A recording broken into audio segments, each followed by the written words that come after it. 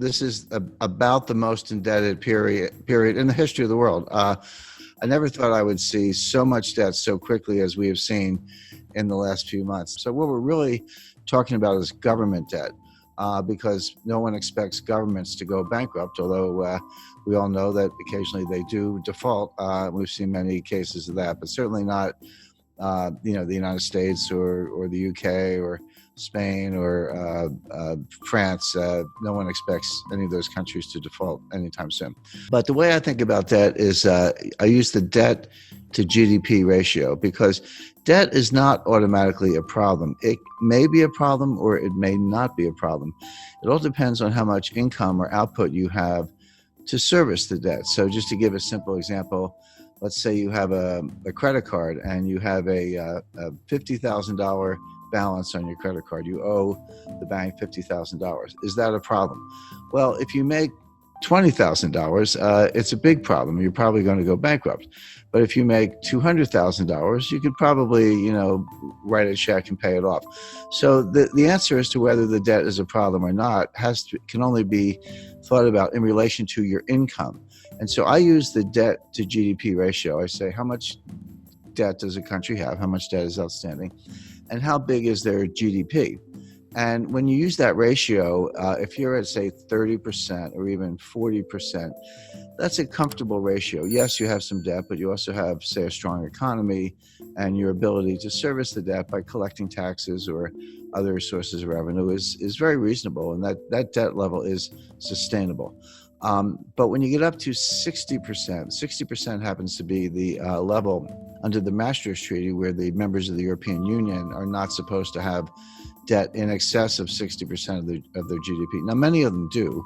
I'm not saying this is a hard and fast rule, but that's where Angela Merkel gets a little bit upset when you're above 60%. And Spain and France and some other, Italy certainly are above that threshold. But there's another threshold that's important, which is 90%. And 90% comes out of the research of Ken Rogoff and Carmen Reinhart.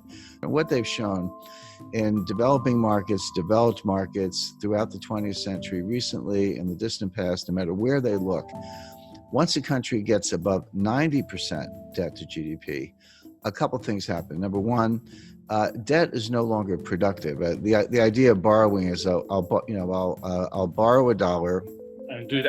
I'm going to do something with that money. Huh? Yeah, I'll borrow the $1, I'll spend the $1, but I'll get $1.20 of GDP because, I'll spend it on something, but then the recipient, he'll spend it, and then someone else will spend it. And by what's called velocity, or the turnover of money, you'll actually get more than you borrow. That's Keynesian economics, very simplified version of it.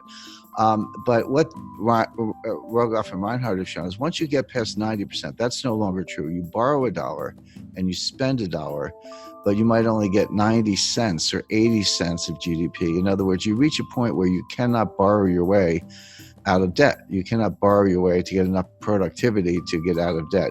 And then you're sort of in a doom loop or a death spiral.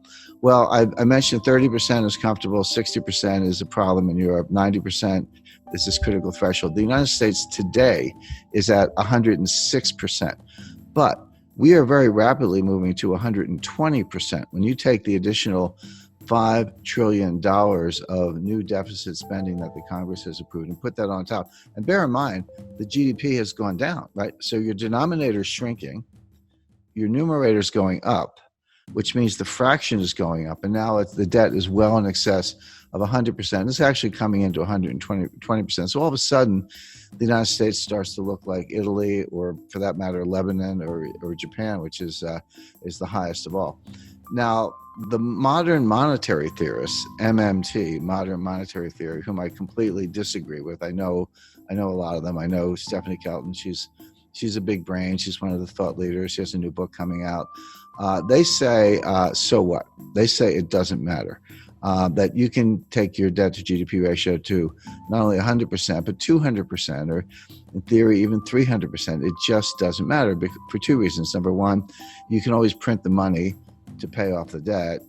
By the way, everything I'm talking about does not apply if you're borrowing in a different currency. If you're Argentina and you print pesos, but you're borrowing in dollars, that's a problem because you can't print dollars. But of course, the United States can print dollars. The ECB can print euros. Bank of Japan can print yen. And if that's the currency of your debt, just print up the money. What's the problem? And they have other solutions. If inflation starts to take off, just raise taxes. I'm not so sure about that. You've borrowed yourself into oblivion. You get inflation, and you think you can tax your way out of it. That doesn't sound like a very good way to go. But the bottom line is that all the countries, starting with the United States, but all the major developed countries, are now in these sky high and rising debt to GDP ratios. Now the question is, what's going to happen next? Interest rates are extremely low. The central banks have made them low. So the debt service is not that great. The debt is huge, but if you're only paying, a fraction of 1%, it's not as if you're incurring a lot of interest expense, which of course adds to the deficit. So that's the first thing. We don't have inflation. People who say that, the money printing that the central banks are doing to buy the debt, which they are, is inflationary. That's not true. That's a kind of gross misunderstanding, comes out of Milton Friedman, et cetera. It's not true. What does cause inflation is velocity, which is the turnover of money. People lose confidence in money, and they spend it, and someone else gets it and they spend it. Everyone's spending it because they want to run into hard assets, land, gold, silver, fine art, real estate, et cetera, or just buy a car because they think the price is going up, or a refrigerator, whatever it is. If you get that kind of velocity, inflation can happen very quickly. And we saw this in the late 1970s. So the real warning is not that any of these countries are going to default on their debt. They're not going to default on their debt because they can print the money. The danger is inflation. Now, if you said, do I see inflation right now? Absolutely not. We're going to see deflation, which is a different kind of danger. Deflation causes debt defaults because Japan has been trapped into that for 30 years. Yeah, and Japan's been in a depression, in my view, since 1990. My view, the U.S. has been in a depression since 2007. We're in our second lost decade. Japan's entering their fourth lost decade. But it's as if all the countries in the world are getting more and more like Japan. I had a meeting with Saki Kibara-san. He was very famous in the 1980s. He was known as Mr. Yen. He was an assistant finance minister in Japan, but he was called Mr. Yen. But very smart guy, very nice guy. And I confronted him on this. I said, Saki Kibara-san, your debt keeps going up and your debt to GDP ratio is sky high and your GDP is kind of flat. And he said, yes, but you're missing one thing. He said, our population is going down, which is true. So on an overall basis, they're flat, but on a per capita basis, their GDP is actually outperforming. So I said, so the logic of that is someday there'll be one person left in Japan and she will own the entire country and be the richest person in the world. Well, it's very bad for Argentina, and here's why. If you, or Chile for that matter, if you borrow in dollars and then we have deflation, what does that mean? It means the value of cash is going up, but it also means the value of the debt is going up.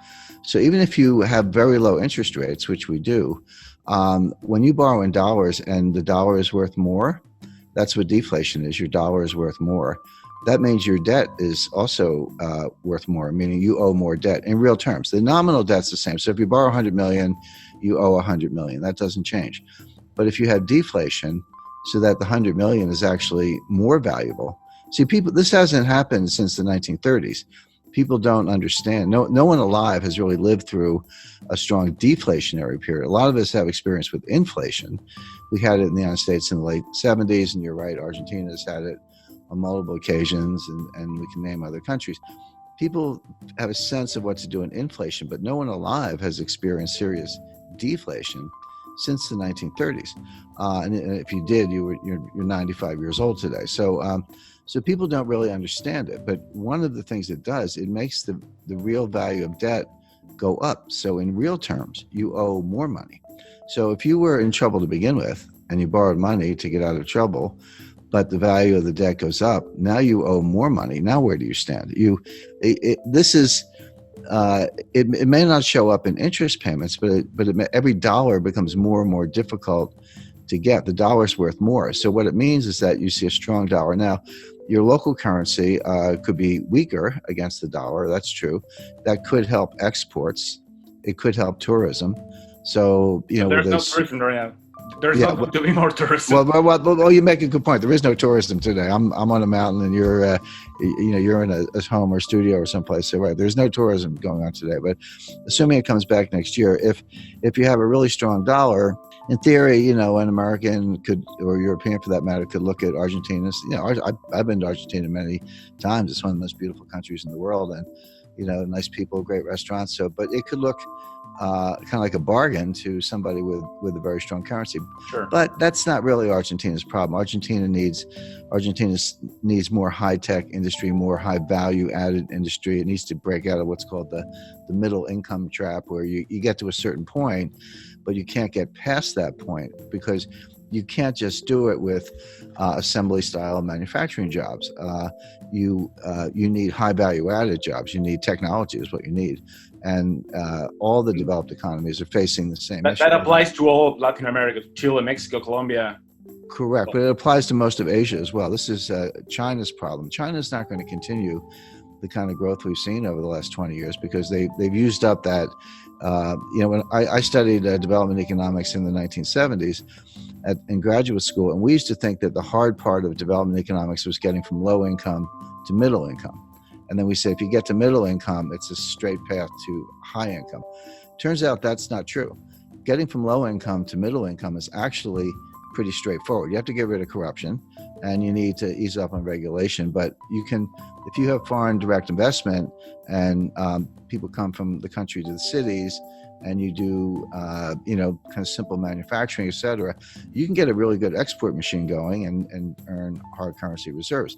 So that part's easy. The hard part is getting from middle income to high income, because it turns out you can't just do more of the same. You actually need more high value added. You need technology today, and that's what I would advise every country to be working on, including Argentina, where the Argentina has a very very highly educated workforce. I mean, Argentina would be a good case to why don't we make iPhones in Argentina instead of China, and we're going to bust up. The United States is going to bust up the supply chain to China. We're going to shut over time. Won't happen overnight, but we're going to pull those factories out or shut them down and move them elsewhere. So the question is, if I were advising any developing economy, I would say, how can I become a supplier to the United States? If they're going to get rid of China, which we are for a lot of reasons, I'd want to be in the list. And we're actually looking at Jordan as a country that could make cell phones. India is a big case because they have cheap labor. Argentina, I think, is a better candidate because they have a more highly educated workforce.